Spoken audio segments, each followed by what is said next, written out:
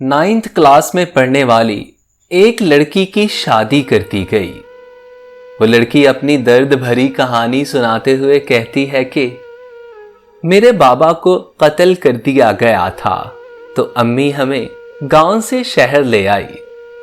मैं 9th class में पढ़ती थी जब अम्मी को हार्ट अटैक आ गया तो अम्मी को फिक्र होने लगी कि उनके बाद मेरा क्या होगा।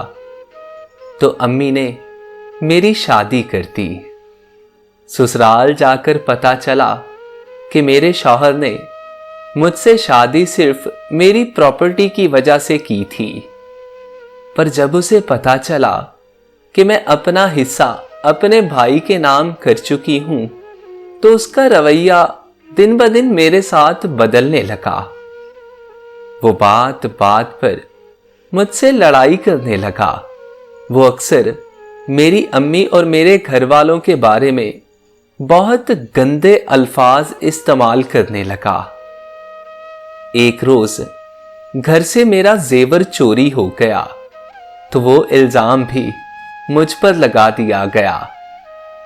दिन ब दिन मेरी हालत बिगड़ती जा रही थी और मैं ज़हनी मरीज़ा होती जा रही थी। मैं अक्सर चीजें भूलने लगी थी और पागलों की तरह एक ही बात को बार बार दोहराने लगी थी। सब मुझे पागल कहने लगे थे। अम्मी लोग भी मुझे पागल समझने लगे थे। एक दिन मेरी अम्मी मुझसे घर मिलने आई तो उनसे मेरी ये हालत देखी ना गई तो वो मुझे एक नफ्सियात के डॉक्टर के पास ले गई।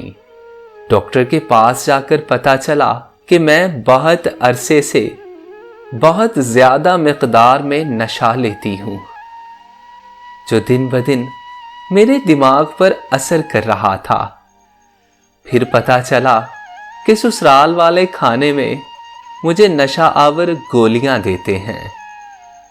ये सब कुछ जानकर अम्मी मुझे अपने घर ले आई और अदालत में मेरी तलाक हो गई। अब मैंने दोबारा से स्कूल में दाखला ले लिया है, लेकिन मैं ज़हनी मरीज़ा बनकर रह गई हूं। मैं अभी भी चीज़ें भूल जाती हूं, बस नहीं भूल पाती तो वो बुरा वक्त जिसने आज ये मेरी हालत कर दी है। लानत हो ऐसे लोगों पर जो 9th क्लास की बच्ची तक को नहीं बख्शते।